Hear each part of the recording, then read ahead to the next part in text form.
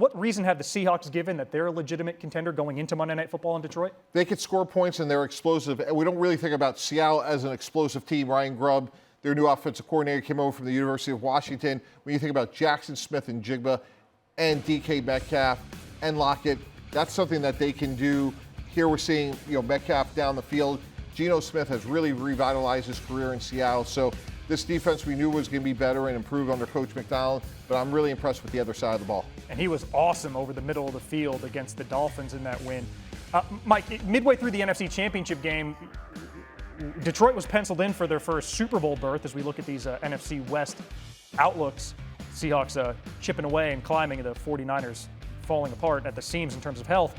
But for Detroit, what's been your biggest takeaway from the Lions in 3 games of sample size this season? Jared Goff. Jared Goff has to get back to being an A. He hasn't played poorly, but we haven't seen those explosive plays that we want to see from what should be a great Detroit offense, starting with a great offensive line.